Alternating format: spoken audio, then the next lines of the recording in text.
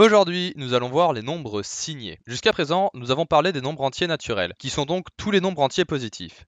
Passons maintenant aux nombres entiers relatifs, aussi connus sous le nom d'entier signé en informatique. De manière générale, il est assez simple de voir si un nombre est positif ou non. En effet, si cela s'appelle entier relatif, c'est parce que leur valeur est relative au signe qui les précède. En décimale, s'il n'y a pas de signe ou s'il y a un plus, le nombre est positif, et s'il y a un moins, le nombre est négatif. Il en va de même pour le binaire. Le souci est qu'encore une fois, l'ordinateur ne sait gérer que des états, et que ces états n'ont que deux possibilités, ce qui est bien pour le binaire, mais qui ne nous permet pas d'écrire un signe, car cela ajouterait deux nouveaux caractères. En revanche, ce que je vous ai déjà expliqué, c'est qu'il y a plein d'instructions qui existent pour manipuler ces états, et certaines permettent de manipuler les bits afin qu'ils fonctionnent comme des nombres signés. Cela fonctionne de la manière suivante. Si un nombre peut être négatif, on dit aussi qu'il est signé, le premier bit de ce nombre correspondra à son signe, 0 pour positif et 1 pour négatif.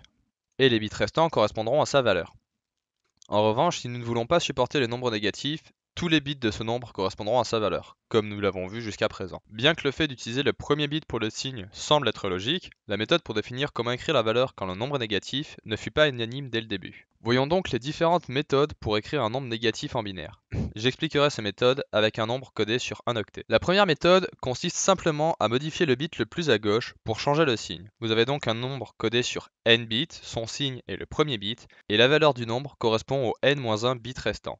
Pour avoir la version négative d'un nombre, il suffit de changer le premier bit, ce qui donne une répartition comme ceci, et hormis que nous avons deux fois le 0, une fois en négatif et une fois en positif, cette méthode semble assez simple et fonctionnelle. La seconde méthode est la méthode du complément à 1. Cette méthode est, elle aussi, très simple à appliquer. Il vous suffit d'inverser les bits de votre nombre. Tous les 1 deviennent des 0 et tous les 0 deviennent des 1. Encore une fois, nous avons 2 fois 0. Et la seule différence est que les nombres négatifs ont été inversés. Leur ordre correspond maintenant au même que celui que nous utilisons, et cela apporte un avantage majeur sur la méthode précédente. Nous pouvons additionner deux nombres et obtenir un résultat valable si ces deux nombres respectent un certain nombre de conditions. Un seul nombre négatif, s'il y a un nombre négatif, la somme ne doit pas dépasser 0. S'il s'agit de deux nombres positifs, la somme ne doit pas dépasser le maximum de valeurs positives. Ici, 127. Certes, cela reste limité, mais c'est déjà un début. Enfin, nous avons la méthode du complément à 2. Cette méthode commence avec la précédente. Il faut en effet commencer par faire un complément à 1, puis ajouter 1, ce qui permet de décaler les valeurs négatives. En décalant les valeurs, nous nous sommes débarrassés de ce 0 en double au profit d'une nouvelle valeur utile. Avec cette méthode, nous pouvons réaliser toute addition dont le résultat est compris entre moins 128 et 127 inclus. Si nous dépassons ces valeurs, il se passera ce que l'on appelle un overflow, ou débordement. La valeur va boucler. Si vous avez dépassé son maximum, elle continuera à partir de son minimum, et inversement. De nos jours, les calculs avec overflow sont bien gérés, et sont la base de nombreux calculs. Mais ce ne fut pas toujours le cas. Dans notre cas, nous pouvons voir deux types d'overflow. Celui de valeur, qui fait que 127 plus 1 égale moins 128, qui ajoute bien juste 1 au format binaire, et celui de variable, qui fait que moins 1 plus 1 égale 0. Ici, le résultat devrait faire 1, 0, 0, 0, 0, 0, 0, et donc ajouter 1 sur la variable adjacente. Mais comme je l'ai dit, ces overflows sont bien traités.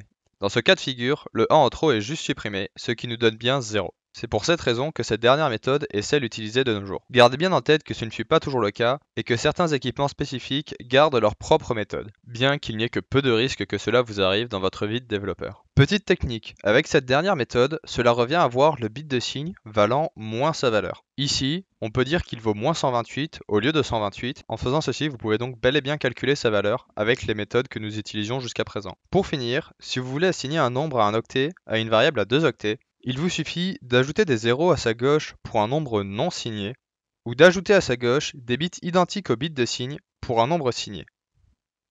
Sur ce, j'espère que cette vidéo vous a plu. Si c'est le cas, n'hésitez pas à vous abonner, et je vous dis à demain.